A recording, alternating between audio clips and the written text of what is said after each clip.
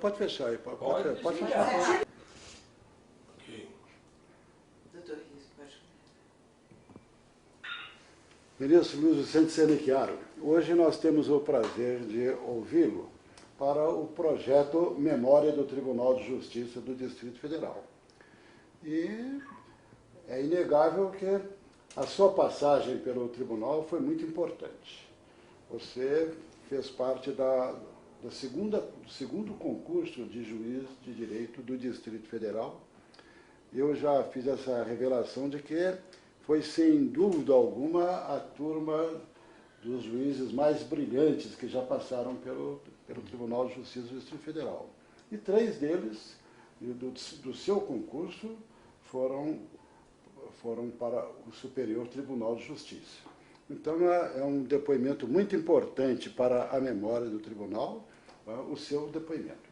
Isso é que nós estamos querendo ouvi-lo, e estamos querendo que você fizesse, assim, inicialmente, um resumo de toda a sua vida acadêmica, não precisa dizer todos os cursos, né, e prêmios que você recebeu, mas que você desse um resumo para nós mesmo, dessa sua caminhada, tanto na vida acadêmica, também com a sua entrada na justiça, inicialmente como defensor público, depois promotor de justiça e depois como juiz substituto da Justiça do Distrito Federal.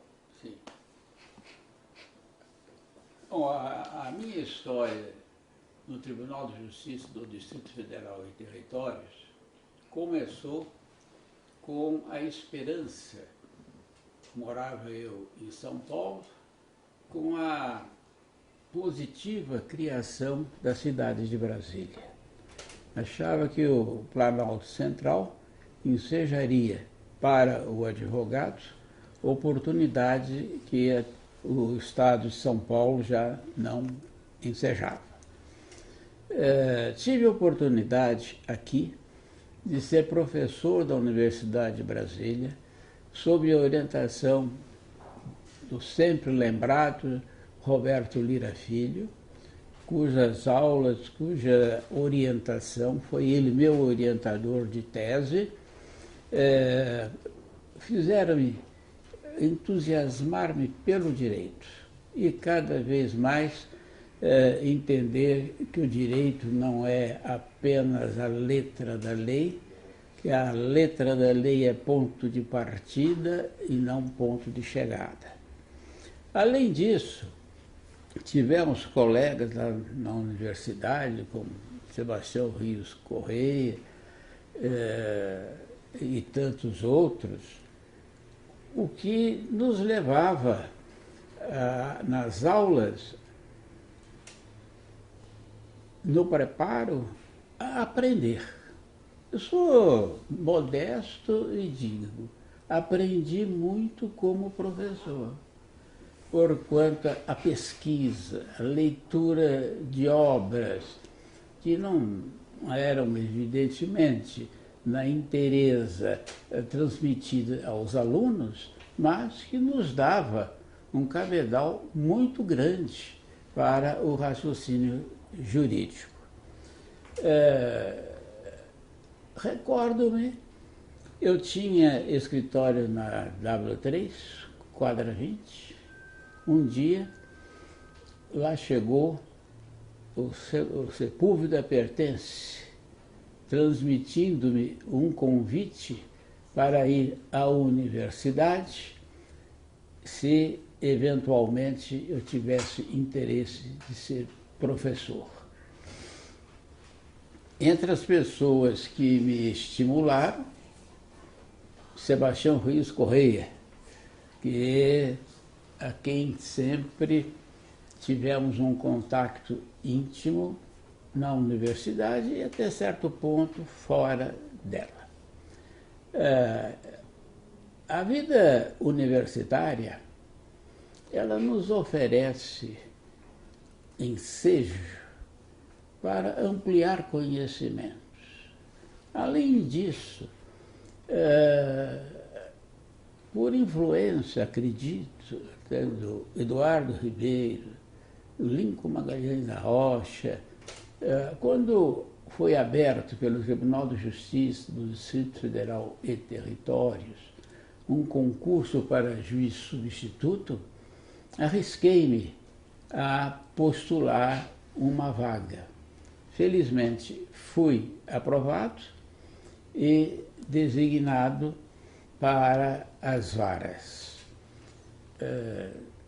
Procurei, então, harmonizar os trabalhos da vara com a minha vocação.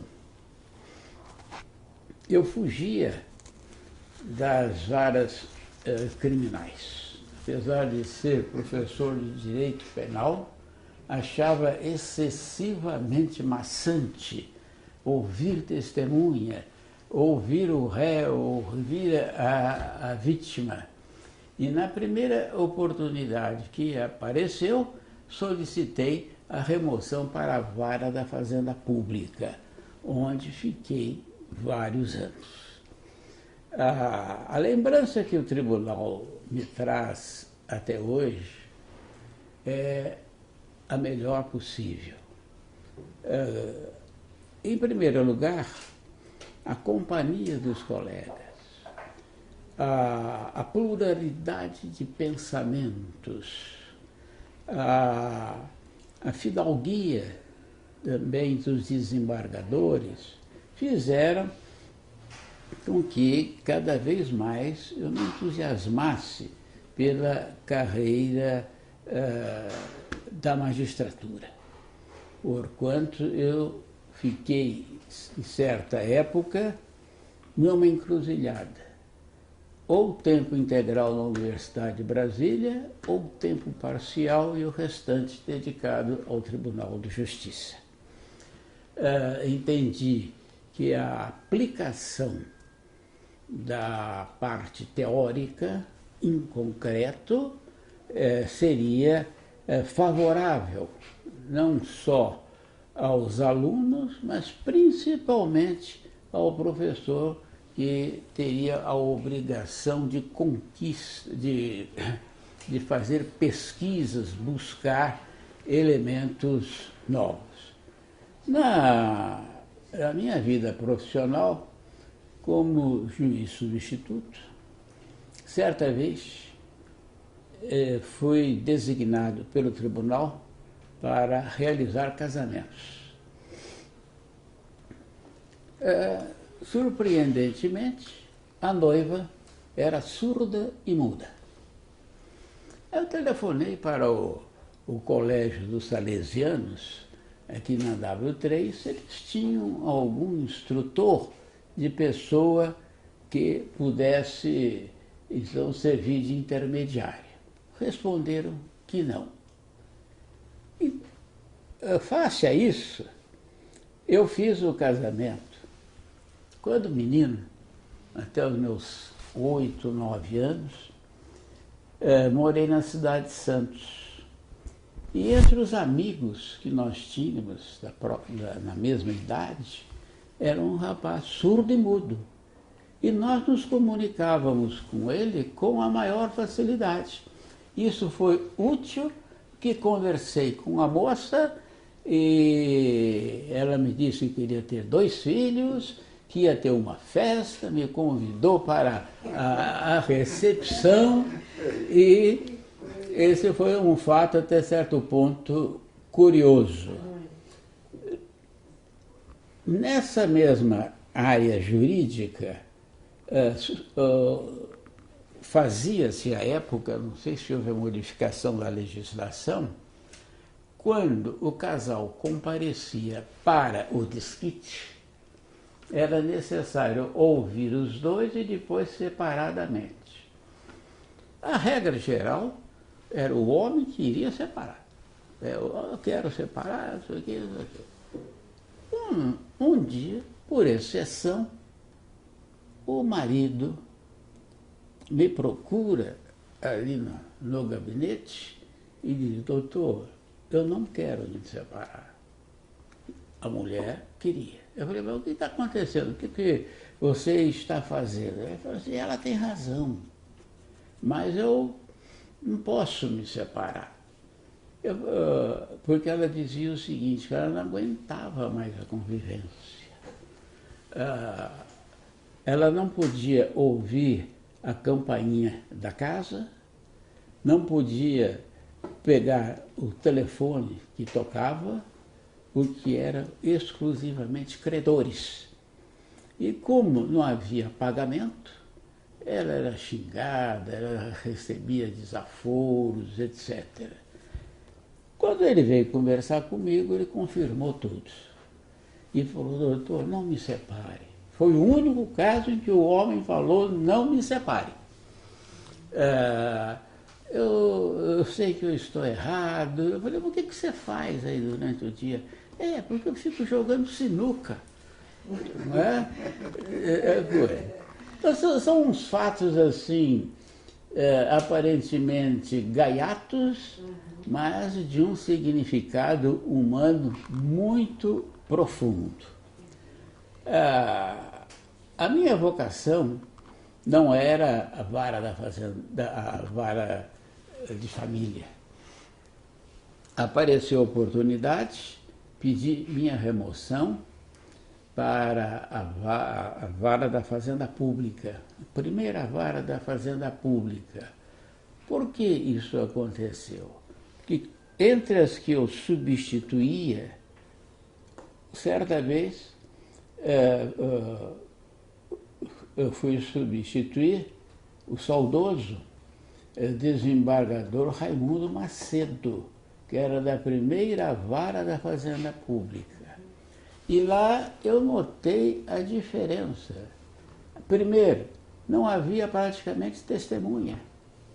Era apenas a prova constante dos autos. Tinha um escrivão excelente e certa vez nós conseguimos até publicar mais de 1000 sentenças num ano. As lembranças que eu trago do Tribunal de Justiça, do nosso TJ, né, é a melhor possível. Aquela ansiedade da gente procurar um tribunal de ascensão maior é que me levou a aceitar a nomeação para o Superior Tribunal de Justiça. Vou revelar um fato. Certa dia, numa determinada hora, entra no meu gabinete o colega Irajá Pimentel. Eu pensei comigo: já vem briga aí. Mas ele, surpreendentemente, fala comigo: eu estou sabendo que você está postulando uma vaga no STJ e eu gostaria, se você permitir, de contribuir. Faremos o seguinte: vamos à casa do governador, que é meu amigo lá de Lusiânia, e ele poderá encampar a sua pretensão. Assim nós o fizemos. Fomos ao Palácio de Águas Claras, até para surpresa minha, o governador me disse: eu fui seu aluno no CEUB, mas não completei o curso, porque fui nomeado prefeito de Goiânia, o que me obrigou a deixar Brasília. Mas ele foi, assim, correto, realmente. Ele fez a solicitação ao presidente da República, tanto que num sábado à tarde eu estava em casa, toco o telefone, era ele dizendo que o presidente da República havia autorizado que ele me comunicasse que havia sido assinado o decreto de minha nomeação. Eu trago do Tribunal de Justiça as melhores recordações. Foram colegas com quem não tive nenhum atrito, colegas que deram sempre a demonstração de se fazer o tribunal uma unidade. Apesar de crescer, do plenário aumentar as varas, nada disso aconteceu que levasse-me a ter atritos com qualquer pessoa. Fui relator, certa vez, de um processo desses que desembargador nenhum quer ser os sorteados. Os escrivães ou os titulares de cartório de Brasília impetraram um habeas corpus contra um ato do então corregedor Valdir Meurer, ou Moiren, que exigia que o recolhimento das custas passasse antes pelo Banco do Brasil. Portanto, o escrivão não poderia receber diretamente, mas somente aquilo. Isso gerou assim, uma polêmica muito grande. Posso dizer que eu era recém-casado, eu morava no Hotel Torre Palace, porque nós íamos 3 meses depois morar em Roma, onde eu tinha um curso de pós-graduação. De doutorado. E várias pessoas interessadas na tese da postulação lá fizeram, o que eu acho que é muito... os embargos de orelha, o que eu acho lícito fazer. O juiz deve saber se defender. Né? Eu julguei a ação em favor da corregedoria, né? Entendendo que não havia nenhuma ilegalidade, havia talvez algum excesso de formalidade, mas que não era ilegal.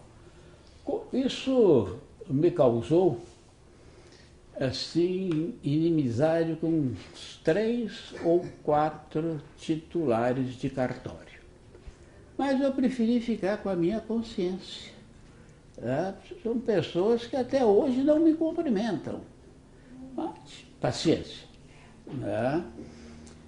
Com o passar do tempo, eu fui convocado para o tribunal, tendo a oportunidade de substituir alguns desembargadores, como Eládio Toledo Monteiro, o desembargador José Fernandes, etc. Mas o desejo, a vontade da gente progredir na carreira é que me levou o desejo de tentar uma vaga no Superior Tribunal de Justiça. Acentuo mais uma vez, acredito, a participação do Irajá Pimentel foi fundamental, ou pelo menos importantíssima, para a minha nomeação. E lá no Superior Tribunal de Justiça, preferi a área de direito penal, e não a clínica geral que nós fazíamos lá no TJ. Eu sempre tive preocupação de não atrasar os processos, então de procurar estar em dia, como se costuma dizer, embora não na expressão literal da palavra. Foi uma honra muito grande ter pertencido ao TJ, tive oportunidade de conhecer colegas que admiro até hoje. Além disso, a oportunidade paralela com membros do Ministério Público, com quem eu tenho amizade até hoje. Assim, poderíamos resumir essa passagem ligeira de 6 anos, talvez. Tivemos a satisfação de, na escolha para desembargadores, votar na desembargadora Maria Tereza.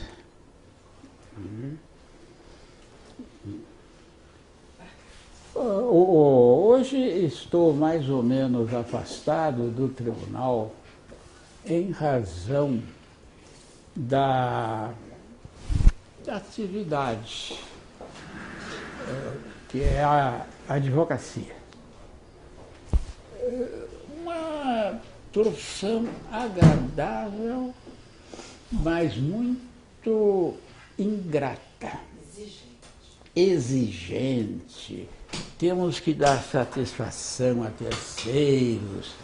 Ao contrário, o juiz decide no dia que quer, mas vamos levando de acordo como a gente deseja. Com essas palavras, parece-me que fiz uma síntese, e graças a vocês, né, está sendo registrada. Eu não poderia deixar de mencionar a colaboração, e tenho certeza que a desembargadora Maria Tereza irá concordar comigo, a participação sempre ampla, imediata, sempre de boa vontade, do saudoso governador José Aparecido. Ele sempre nos prestigiou e eu costumava dizer que muitas vezes eu almoçava mais em Águas Claras que na minha casa. O governador. Ricardo, eu gostaria de interromper e fazer 2 colocações. Eu, assim, por curiosidade, eu gostaria de saber se o ministro acabou homologando aquele pedido de separação do casal, porque o ministro se separou, não deixou de contrariar aquela recomendação evangélica, né? Não separe o homem que Deus uniu. O marido não queria separação, não é mesmo? E certamente você contrariou o marido e também a recomendação evangélica. Consegui convencer, então, a esposa a tentar, mais uma vez, a convivência.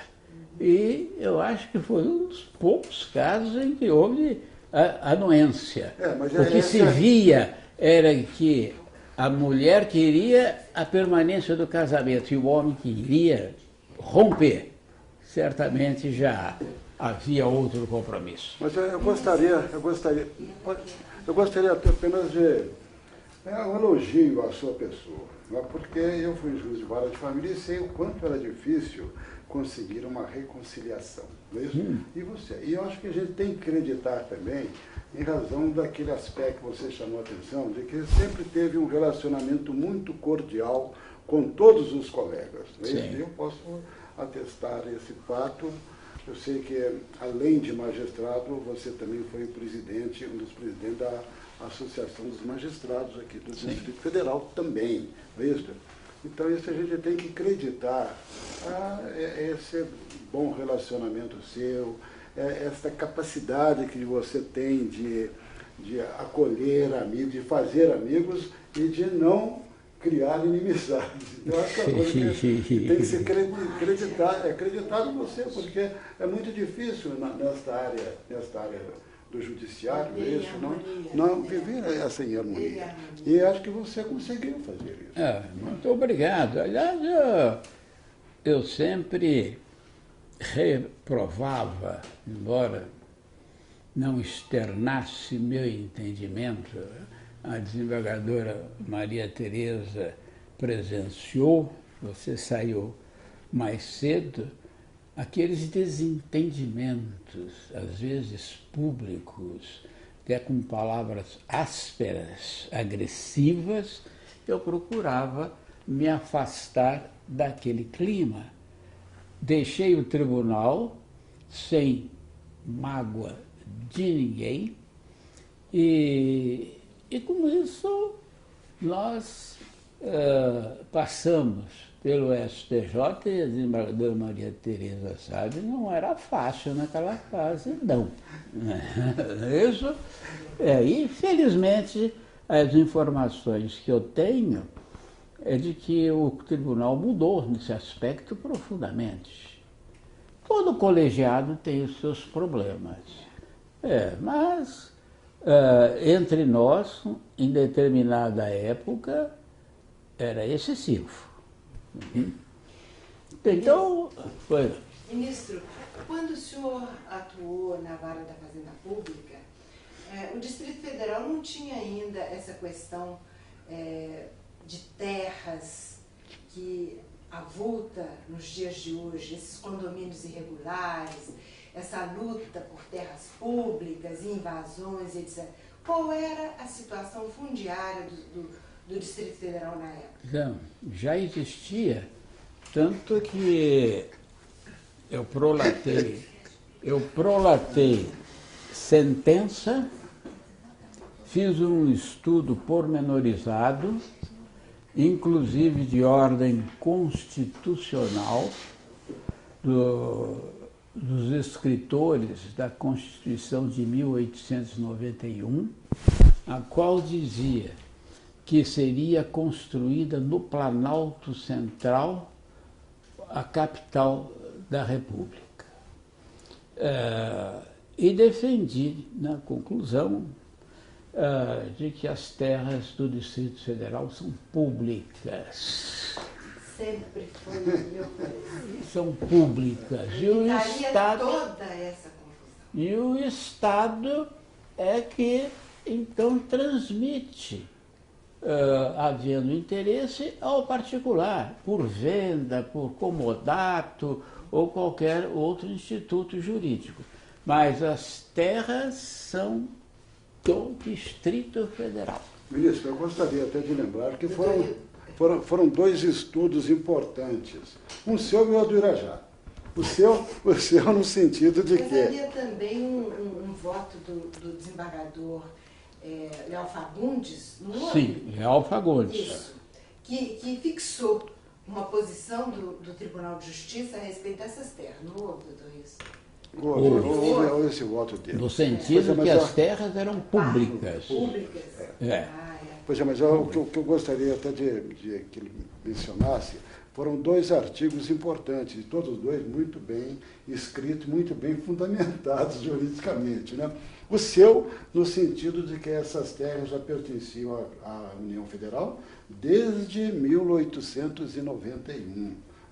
E outro artigo também doutrinário do Irajá, defendendo um ponto de vista completamente diferente. Exatamente. O senhor teve também uma decisão, uma sentença que o senhor deu a respeito de terras aqui do Distrito Federal, envolvendo o presidente Kubitschek. Não houve também uma sentença dessa? Presidente Kubitschek? Juscelino Kubitschek, uma sentença que você teria dado favorável a ele no período da Revolução, em que ele tinha sido cassado.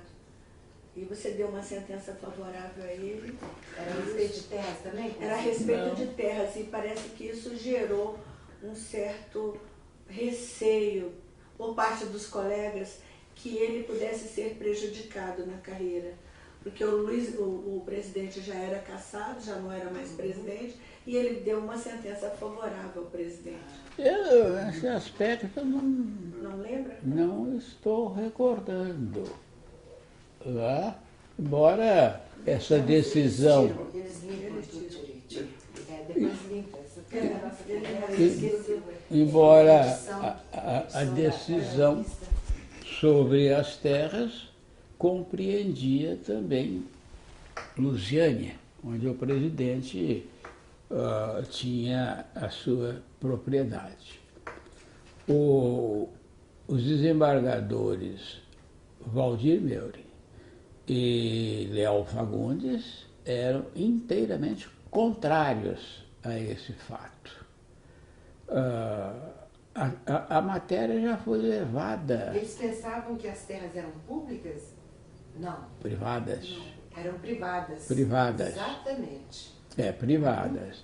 Nós entendíamos que eram terras públicas porque a Constituição de 1890, num artigo, dizia: será construída a capital da República no Planalto Central.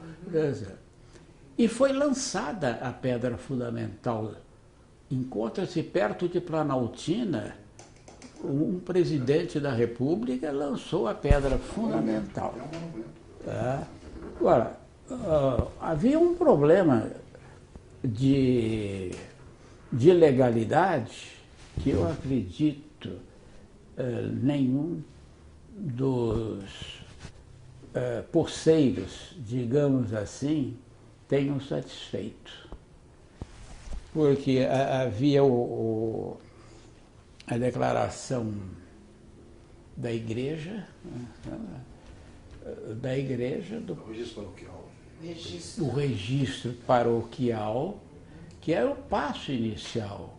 Mas o registro paroquial deveria ser registrado no Rio de Janeiro, numa seção especializada sobre terras. Eu acho que pouca gente teve esse cuidado. Agora, o direito não é só o que está escrito. O direito é, antes de tudo, o que a sociedade está querendo. E, evidentemente, exigir de Planaltina e ao Rio de Janeiro não era algo fácil naquela época. A satisfação foi muito grande de pertencer ao nosso TJ como juiz substituto, juiz de direito, depois desembargador, presidente do Tribunal Eleitoral. E também do Tribunal Eleitoral. E no Tribunal de Justiça, a minha sucessora foi a desembargadora Maria Tereza Braga. Muita honra. Muita honra. Difícil sucessão. Muito difícil. Ministro, fale alguma coisa a respeito da sua formação jurídica em São Paulo. Né? O senhor nasceu na capital, estudou em São Paulo, onde? Sim. Alguma coisa dessa época. Eu estudei e colei grau na Faculdade de Direito da Universidade de São Paulo, embora não seja nascido na capital, mas numa cidade do interior. Colei grau em 1951, a nossa turma se reúne todos os anos, no dia 11 de agosto.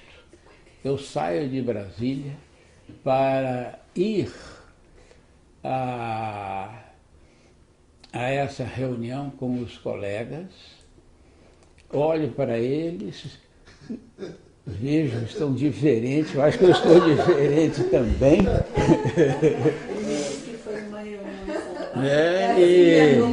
A gente não se enxerga. E são colegas que nós mantemos uma amizade, algumas até com correspondência. Não se dissolveu a nossa turma. Há dois colegas, um de São Paulo e uma moça que é de Campinas, que coordenam esses trabalhos. Embora aqui em Brasília, no dia 11 de agosto, haja uma reunião dos alunos formados pela Faculdade de Direito, numa sala assim especial Foi presidente do centro acadêmico o advogado Betchol, que colocou no restaurante onde nós nos reunimos, que é o Porcão, um portal. E nesse portal é o marco onde nós nos encontramos. Que é a Arcádia da universidade. Mas é um momento agradável. Agora, há um aspecto desagradável de colegas também que já não estão entre nós. O curso de Direito foi uma realização para mim. Vocação. Um dia até falei com minha mãe que queria que eu fosse médico. Olha, eu me realizei no direito. E ela falou, ainda bem. Me aplaudiu. E seu pai queria te dar uma fazenda, né? E foi muito enriquecedor para o direito a sua presença aqui. Isso é bondade de Vossa Excelência. Na verdade, você foi um mais que vencedor na carreira do direito. Meu Deus. Poucos podem ostentar os títulos mesmo. Eu acho uma das coisas que eu sempre fiquei assim, por que o Senequiaro não vai para uma vara criminal, né? Um renomado escritor na área do direito penal, não é isso? Professor, professor emérito. Né? E se você sempre fugiu da área criminal do exercício. Audiências são as audiências. Há uma explicação para isso. Em primeiro lugar, até hoje, eu recebo influência intelectual do saudoso Roberto Lira Filho. E ele dizia, não leia só o Código Penal, não leia só os comentários de Código Penal. O direito é uno, então é necessário você ir aos princípios para poder extrair a conclusão correta. Essa foi a razão porque eu aproveitava a oportunidade para ir para a vara de família, ir para a vara da fazenda pública, e com isso a gente ia ganhando experiência e conhecimento. E no tribunal você só pertenceu a uma turma civil. Criminal ele não. No tribunal, acho que foi cível. Só civil. Acho que foi Zé Fernandes. Não, o Zé Fernandes sempre foi criminal. Mas Zé Fernando foi Não, criminal. mas você funcionava lá com o Eduardo, Joffre, Melo Martins, não é isso? Exatamente. Turma civil. Exatamente. Era uma turma muito agradável. Você teve um destaque também nessa área civil. Quem eram os componentes? Os componentes, num determinado momento, eram Joffre, Senequiaro, Eduardo e Melo Martins. Melo Martins. E Melo Martins. De sabedoria, o tribunal excelente, o Melo excelente, vocacionado até. Ministro, o senhor não falou ainda, depois disso... Só fazer um brigadeiro desligado aqui. Tanto quer dizer assim... Em Roma, os seus estudos em Roma, sim. Os colegas que deixou. Eu, inclusive, trouxe da Europa, da Grécia, uma encomenda de um colega seu, de Roma, lembra-se? Me lembro. Um pacote, havia uns doces, você até me deu um pouco doce de rosas. Eu me encontrei com ele em Atenas e ele me mandou um pacote. E nós colocamos o pacote numa valise especial, porque as nossas malas já estavam no tempo. E o papai falava, não esquece da mala do Senequiaro. Não esquece da mala do Senequiaro. A viagem toda Fale um pouquinho sobre isso. Como eu sou um estudioso do direito penal, acho que eu sou mais magistrado do que advogado. Eu procurei aperfeiçoar quanto possível o meu conhecimento. E aqui cumpre falar mais uma vez de Roberto Lira Filho, em que ele exigia, eu que era assistente dele, assim, a leitura de algum texto para trocarmos ideia. E o Sebastião conheceu e às vezes ele até repreendia com palavras que não se pronunciam. Bom, postulei. Então, ao consulado, à embaixada, melhor dizendo, italiana, a minha ida como bolsista a Roma para fazer o curso de pós-graduação. O professor Azevedo, então reitor, foi muito gentil, imediatamente concordou, autorizou-me a afastar-me com remuneração, com o que facilitava a nossa permanência no país europeu.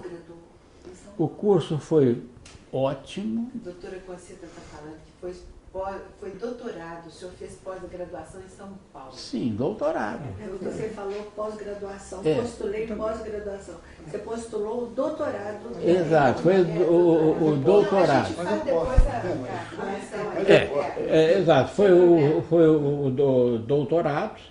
Até o meu relator foi o professor, orientador, melhor dizendo, foi o professor Delogo. Professor muito exigente, que era o diretor da faculdade. Ele tinha a mania de abrir a porta da biblioteca e olhar quem estava presente ou não. E um dia ele falou: vem cá, não tenho visto você na biblioteca. Eu falei: mas eu estou estudando em casa. A Concita estava esperando a Ana Maria. Ele falou: não, em casa não se estuda, é na biblioteca. E eu, então, tive que frequentar a biblioteca. Felizmente, a tese foi aceita, recebi o título de doutor na universidade, tem um nome... La Sapienza de Roma. Né? Isso eu agradeço muito ao professor Azevedo, que me concedeu licença remunerada da universidade e também do diretor José Herculino, do CEUB, que também me deu uma licença remunerada. Foi um momento assim de grande satisfação, de conhecimento, de leitura, de expansão de ideias. E de volta às suas origens italianas também, não é? De volta. Napolitanas. Ministro, o senhor relatou aí a sua vinda para Brasília como advogado. Sim. E o escritório lá na quadra 20. Sim. O senhor então fez concurso para defensor e depois para... Magistrado. Porque aí o ingresso... Foi promotor também? Isso era como defensor. Não, mas não. O promotor... O Ministério Público, o ingresso era como defensor público. Ingressa como defensor público e a primeira nomeação é promotor. Colegas seus nessa época, nessa mesma época, foram o Eduardo e o ministro Lincoln? Não. O Lincoln não foi magistrado. Não, ele não. Não, eu digo como promotor, entraram. Como promotor? Como promotores, foram colegas Sepúlveda, o Sepúlveda, Grossi, Eduardo Ribeiro, Geraldo Nunes. Disseu. O Geraldo Nunes. Ele é mais... O Geraldo Nunes. Quem mais? Joffre. Não, Joffre não. Joffre é muito mais velho do que Não, o Joffre é de outra turma. Dimas, né? O Dimas foi de ser concurso. E o Dimas. Que foi procurador, depois foi procurador Rondônia. em Rondônia e hoje é desembargador em Rondônia. Aposentadoras. E no STJ, ministro, explane um pouco a respeito da sua brilhantíssima carreira no STJ e dos artigos que o senhor escrevia e publicava no Correio Brasiliense, às segundas-feiras. Sim. Eu publiquei um livro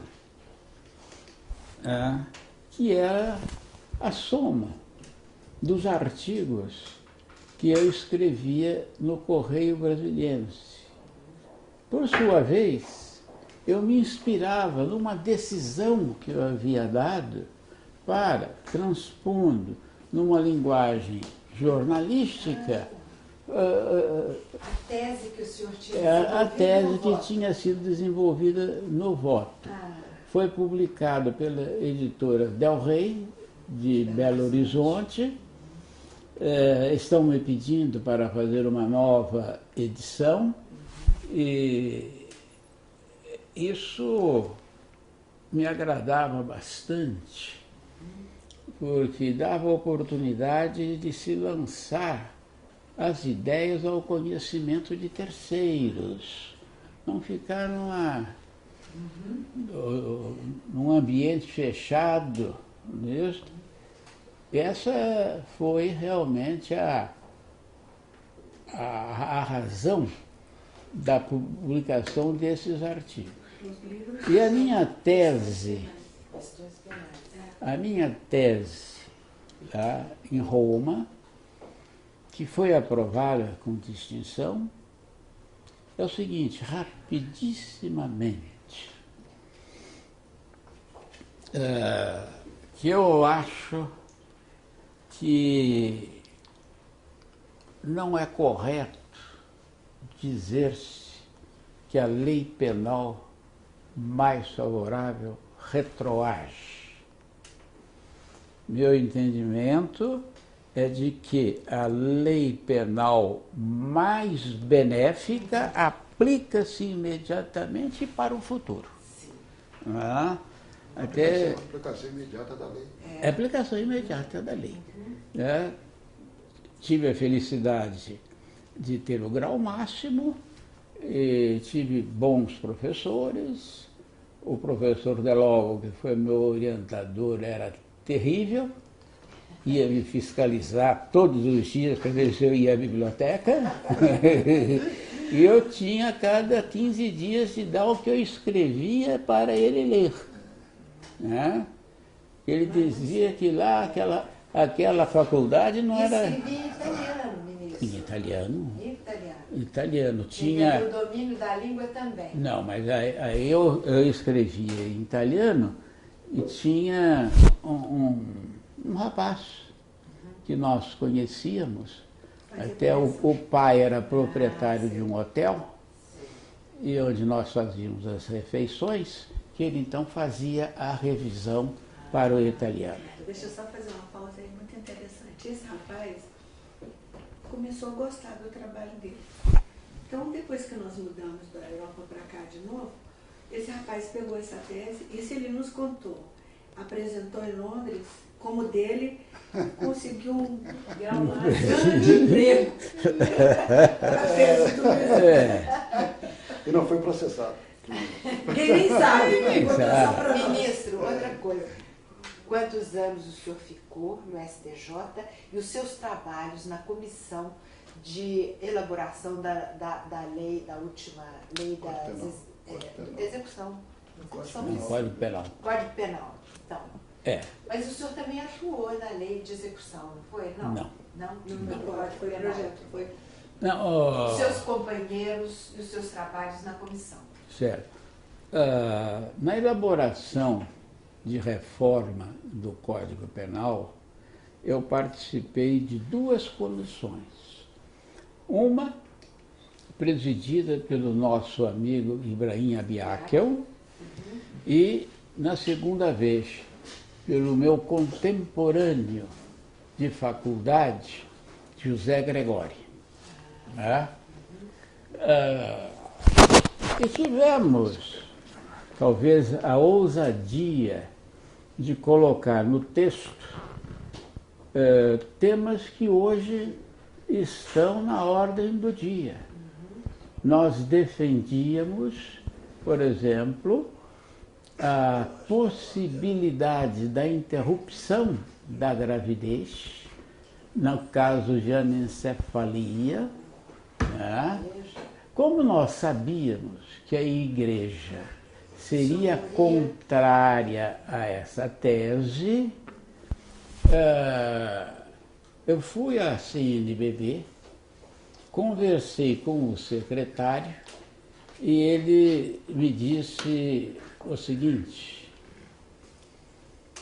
se o governo mandar esse projeto para o Congresso Nacional, eu vou reunir uma série de deficientes físicos e todos carregando uma bandeira. Nós também temos o direito de nascer. Em contrapartida, achei interessante a colocação dele, quando dizia o seguinte: se é um adulto em que a medicina já deu todo o esforço possível e chegou à conclusão da impossibilidade de continuar a vida, é deixar de dar o tratamento, usando até um argumento de ordem assim, econômica, que às vezes leva todo o patrimônio da família para nada. Né? Posteriormente, quando foi ministro da Justiça José Gregóri, repito, foi meu colega lá na faculdade, embora formado uns 2 ou 3 anos antes, ele foi orador da turma dele, ele me convocou para fazermos mais uma tentativa. E fizemos, mas não foi transformada em lei. Com isso a gente vai brincando com o direito. Eu acho que estudar o direito, abrir o código, abrir um livro, para mim é uma diversão. É como o garotinho que pega o gibi e para ver as figuras. No bom sentido.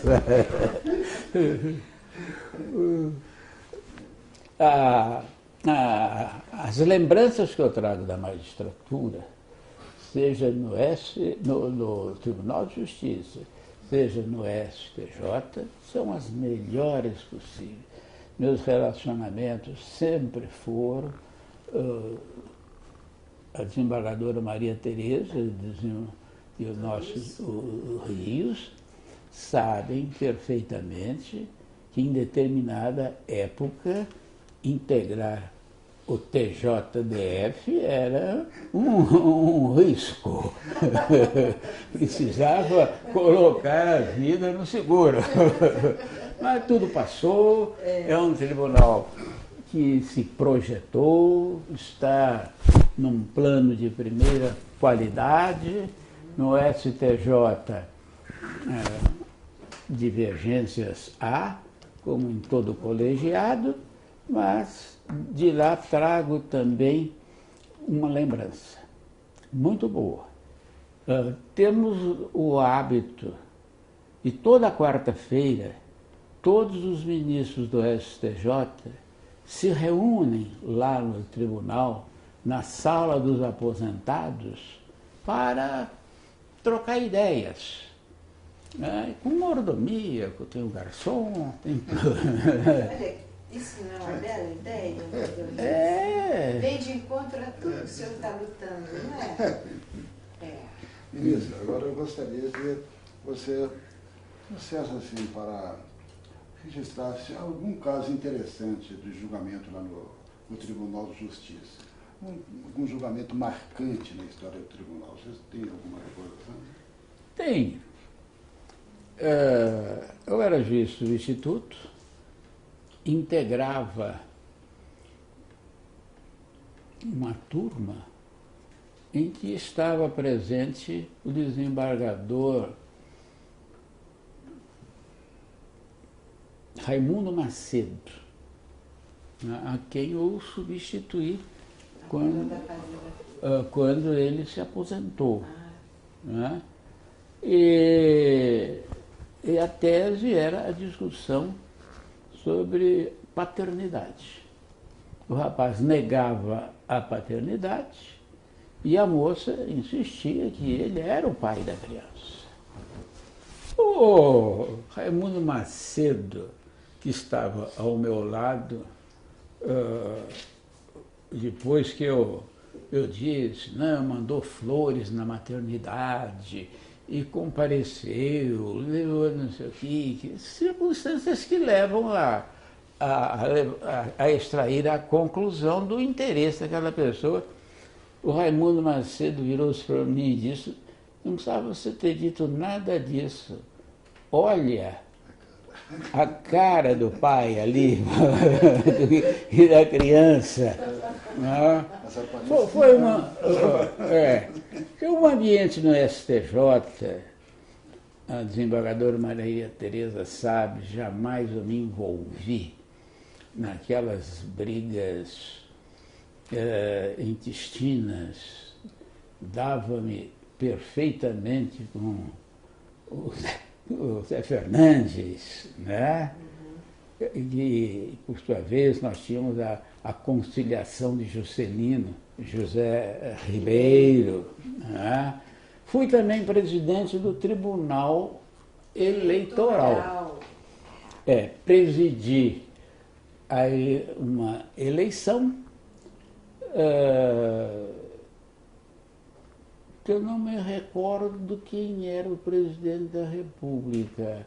Eu acho que era o regime militar ainda. Eu acho que na época era Figueiredo. Ainda não se votava realmente, não havia representantes de Brasil.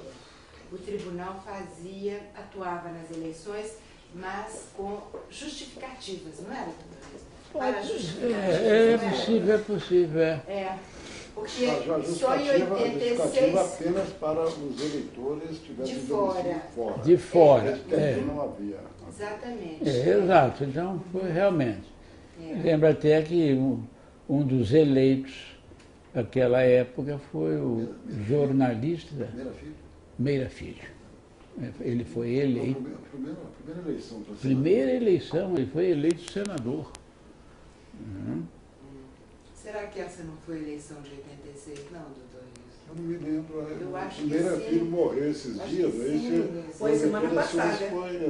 Ele morreu recentemente. Foi a missa de sétimo dia, o jornal está dando que é hoje. É? A missa de sétimo dia. Ministro, e agora o senhor disse em off que preferia ser magistrado do que ser advogado.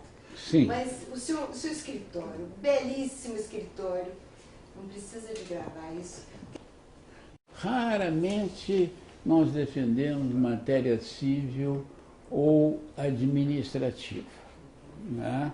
Temos um corpo de auxiliares, dos quais está a Soraya, a Concita, que é a nossa tesoureira.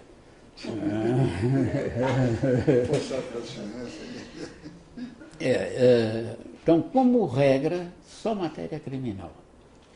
E matéria criminal também, por exemplo, no eleitoral ou no Poder Executivo, crimes de colarinho branco ou realmente bandido mesmo?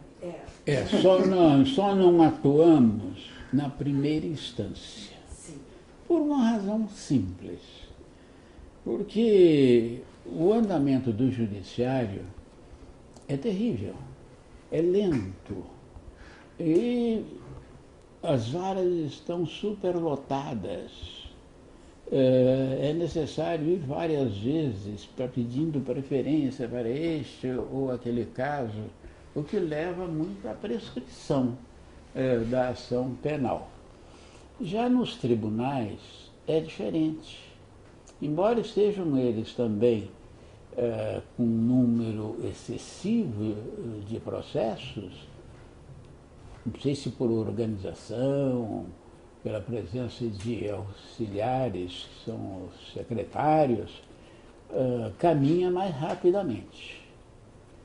E temos um ponto que é fundamental para evitarmos, como regra, assim, a primeira instância. É o tratamento assim, que os advogados recebem na primeira instância. Às vezes não tem cadeira, nem ficar em pé, isso marca audiência para as 2 horas e só faz às 4 horas. Então acaba não entendendo, não compensando. Não é? Não é uma questão de discriminação, mas apenas de facilitação do nosso trabalho. Né? E ouvir testemunhas. Uma vez eu tive que advogar na primeira instância, não pude recusar, mas foi uma experiência terrível. O juiz marca a audiência para as 2 horas, chama às 4 horas, depois, e ainda faz adiamento da sessão. Essa é exclusivamente a razão. Já nos tribunais, havendo a publicação da pauta, ela é obedecida. Então, há uma previsão. Então, essa é a razão que, de um modo geral, há uma exceção aqui ou acolá, de primeira instância. Ministro, faltou uma coisa que eu gostaria que o senhor falasse a respeito da sua atuação como presidente da Associação dos Magistrados do Distrito Federal. Sim. Porque, embora ministro e embora aposentado, o senhor continua a pertencer à nossa associação. Sim.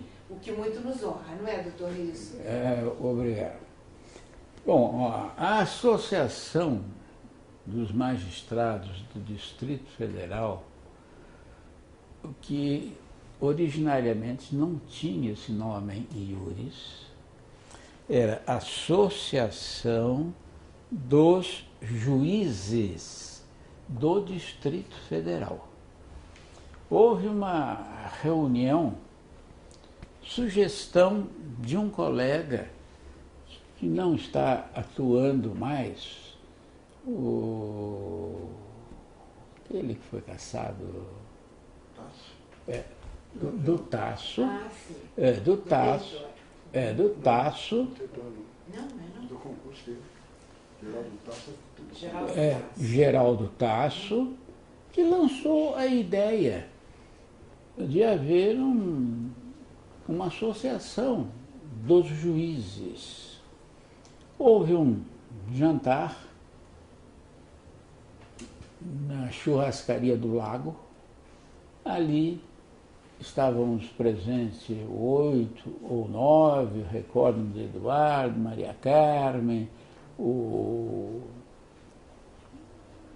aquele que foi de menores muito tempo, o Jorge Duarte, eu, e assim foi criado. Um dia eu fui ao gabinete da presidência e o desembargador lá do Rio Grande do Norte, Macedo, falou: olha, vocês fizeram uma indelicadeza, vocês não podiam fazer uma associação de juízes de primeira instância.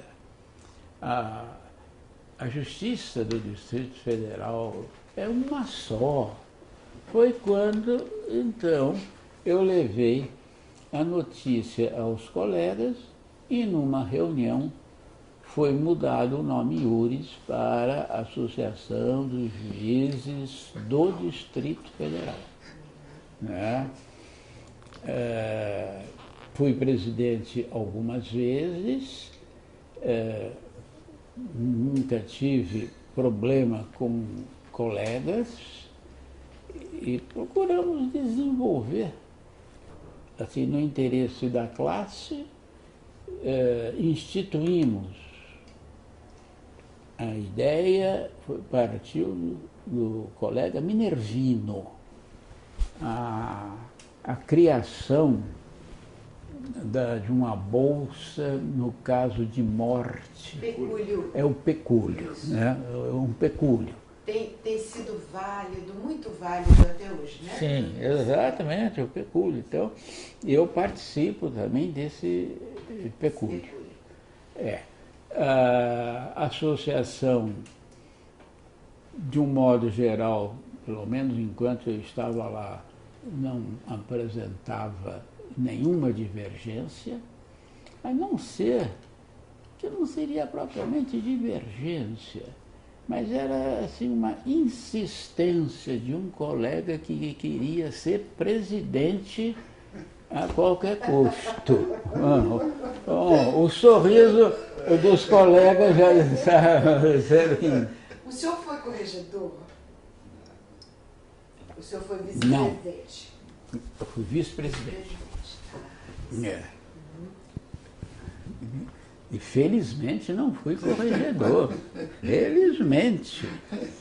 Isso. Embora tenha julgado uma causa, Mas depois desse Diga, julgamento, ministro, diga. é uma você causa foi corregedor. em que o Valdir Moiren baixou uma portaria, parece-me que esse é o nome, Iures, determinando que na celebração de escritura as custas deveriam ser recolhidas ao banco para evitar que houvesse a Desvios, manipulação.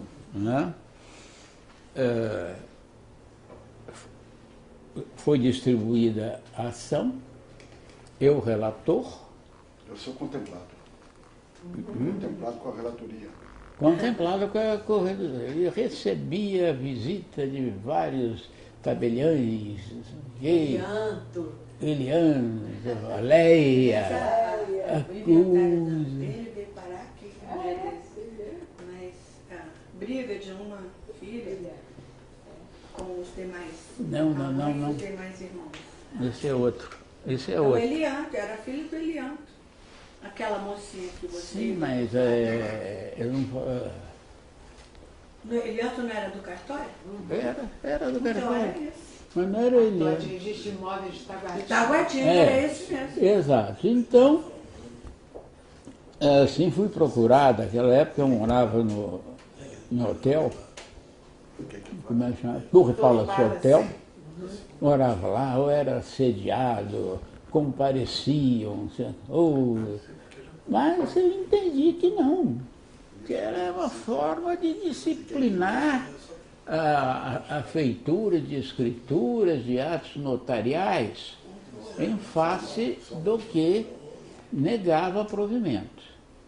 Saía eu para pegar o elevador, quando uma senhora, parece-me que era a esposa do Elianto, não do Elianto, não, do Elianto. Chita, não. Pedro Henrique.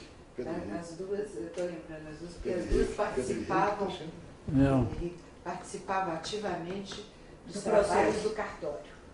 Eu não as conheci, nem a Yara Medeiros, nem a esposa do doutor Elianto. Sei. Mas elas participavam. Elas não, Exato. elas não eram funcionárias da justiça, nem credenciadas, não é? É. Mas viviam lá e... E disseram-me que vamos julgar desse jeito só por por coleguismo, não me dei satisfação, peguei o elevador, desci e fui embora. Houve um período muito desagradável com Colombo de Souza. O Rios lembra muito a respeito do acontecimento e que terminou com a cassação de direitos políticos. Os dois cantos. Os dois Colombos. Foi naquela época. Os Colombos. Os dois Colombos. Ele provocou a cassação do Colombo Cerqueira. Cerqueira. E depois a cassação do Colombo De Souza, exato. Não, eu era estudante. Dos Colombos eu era estudante, eu me lembro. Ministro, eu sei Bem que bem. o doutor Rios vai fazer essa pergunta para o senhor. É a respeito de como o senhor vê a justiça hoje, quais seriam as providências, né, doutor Rios, que o senhor acha que deveriam ser tomadas na legislação para agilização, para melhor funcionamento, para, vamos dizer assim, o progresso em fazer justiça? Ao invés até de fazer uma pergunta, eu faria um apelo, compreende? Eu acho que com a sua experiência de professor, de magistrado, um homem é apaixonado pela justiça. Sim. Acho que você precisa de dar uma contribuição, senão você não pode ficar afastado destas discussões. Não discussões, mas é preciso que se estabeleça um diálogo, né, entre magistrados, professores, Uma união entre a experiência esse aperfeiçoamento, eu acho que tem que ser ser um processo. É isso? A gente tem sempre que estar atento para as modificações da sociedade. As mudanças sociais hoje ocorrem numa velocidade muito grande, não é isso? E o direito está parado. Então eu acho que aquelas pessoas que são responsáveis pelos tribunais deviam estar muito atentas e estabelecer esse diálogo, tanto com a academia e até mesmo com a sociedade. Verificar quais seriam as medidas assim, mais apropriadas. Certo.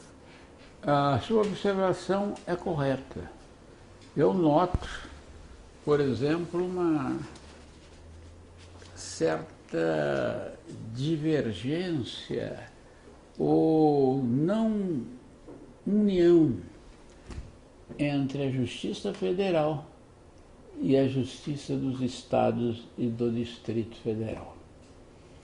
A primeira, considerando-se mais importante, porque decide questões nacionais, etc.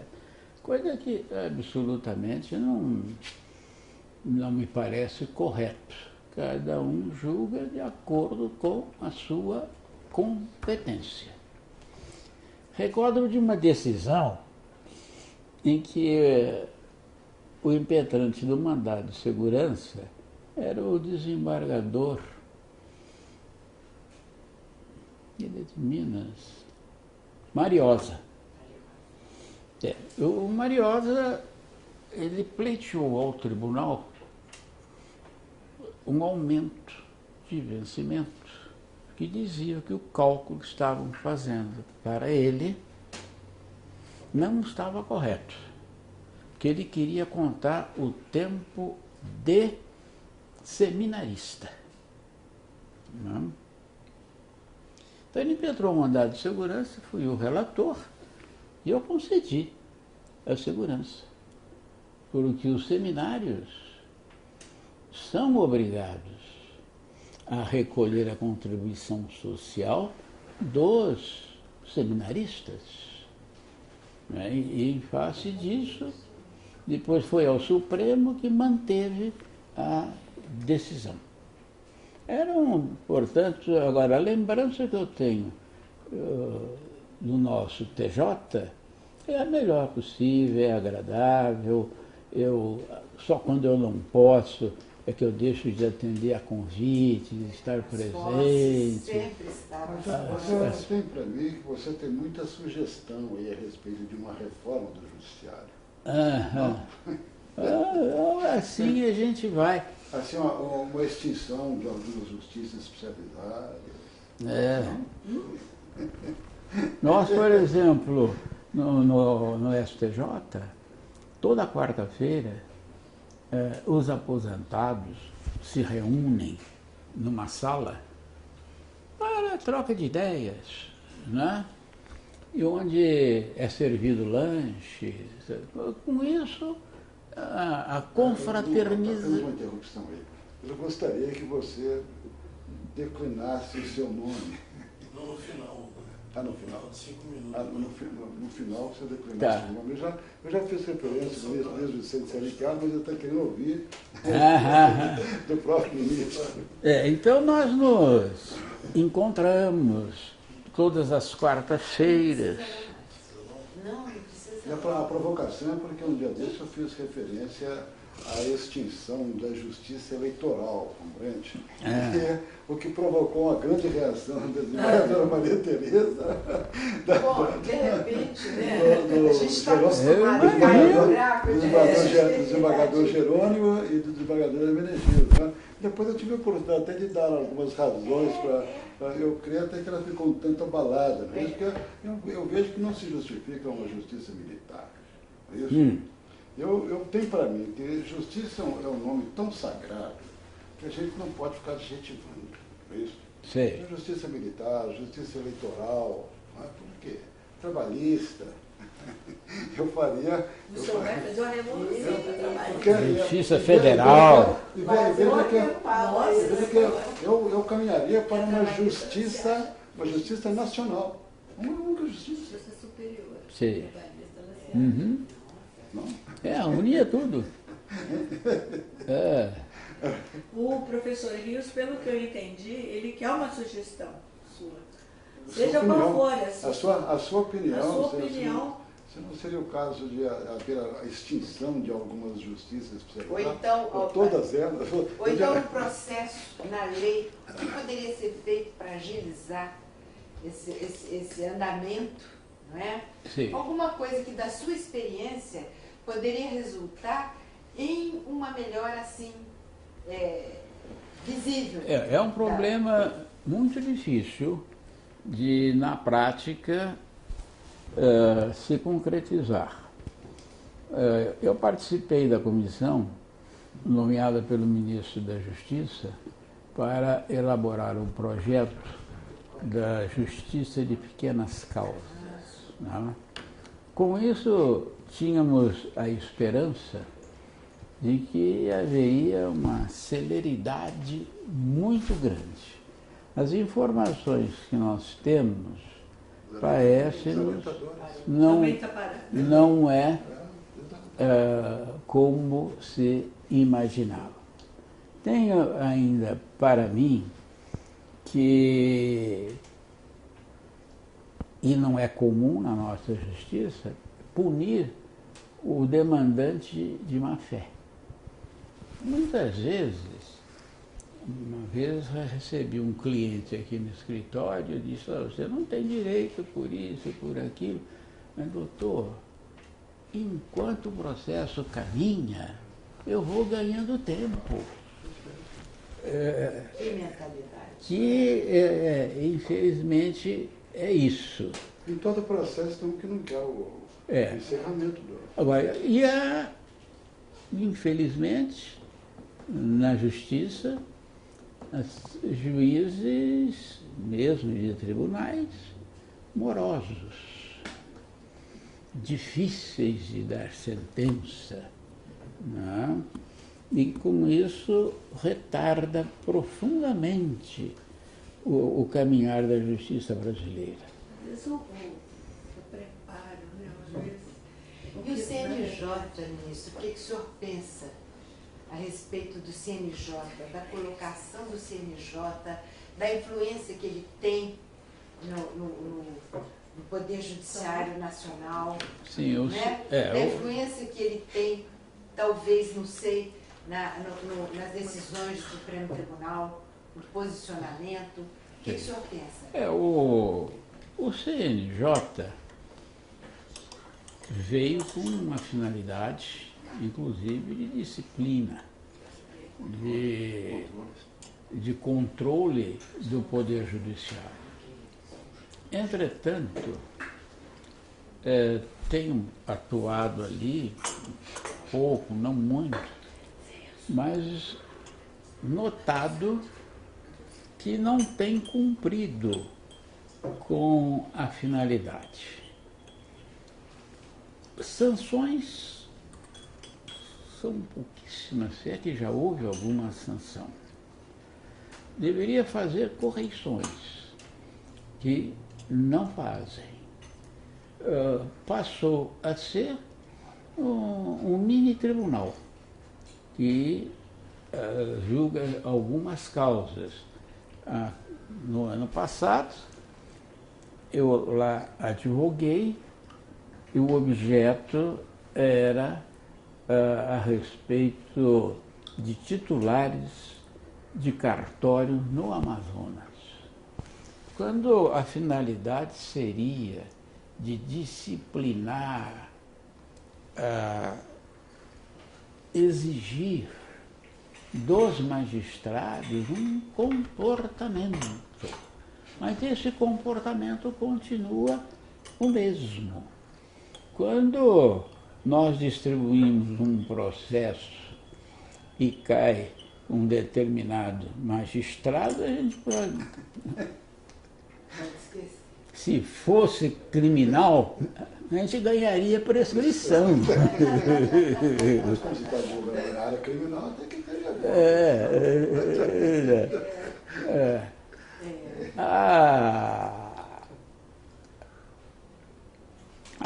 a justiça brasileira, eu acredito, mais do que organização literal, mais do que códigos, leis, etc., depende mais dos magistrados.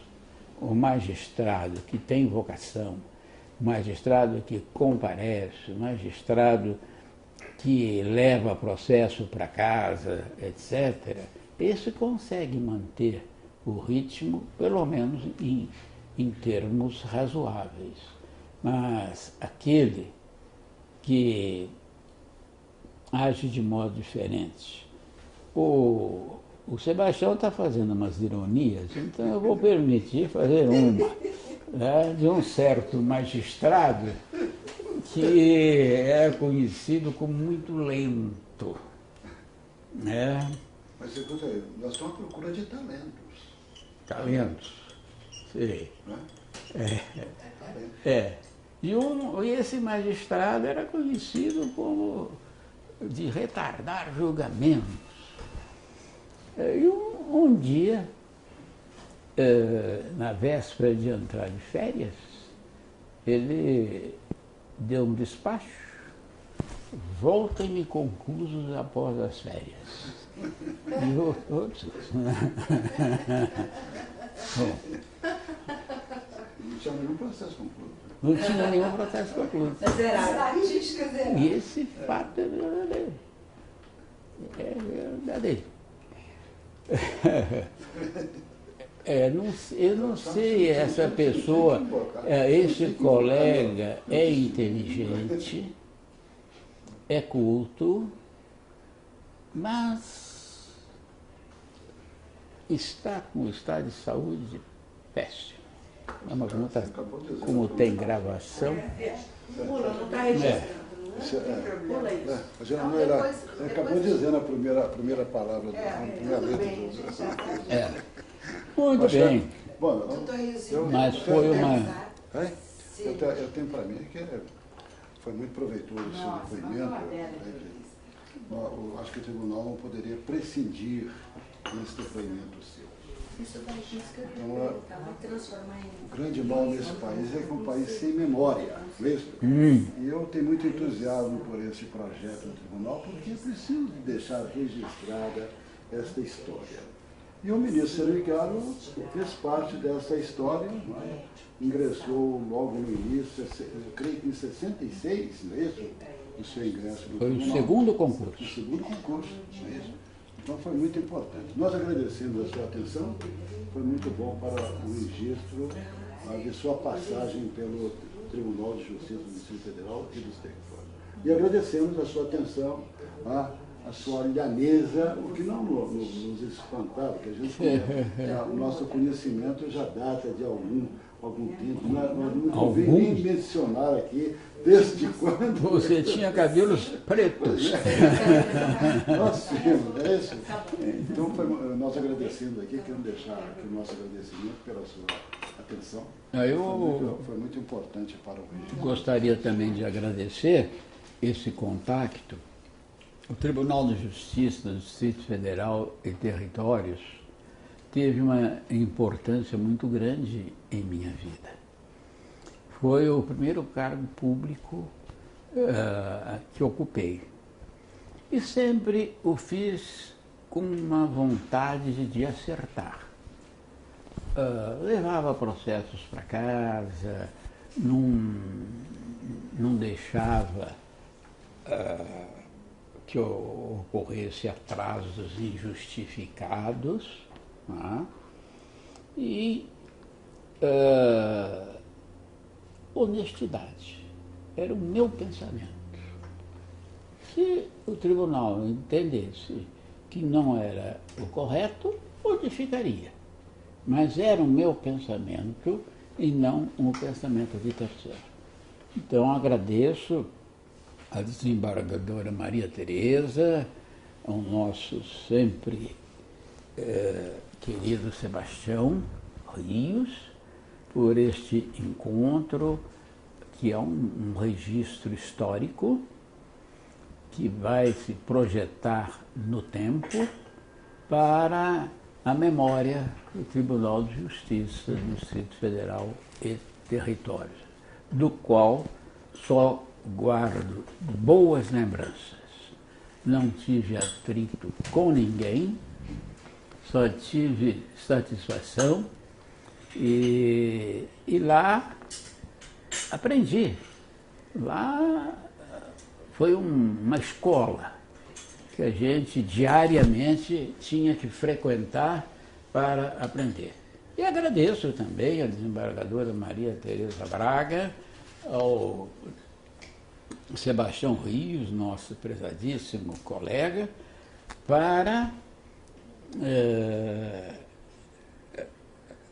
por esta vinda e registrar estas passagens, embora ligeiras, da nossa atuação no Tribunal de Justiça do Distrito Federal e Territórios.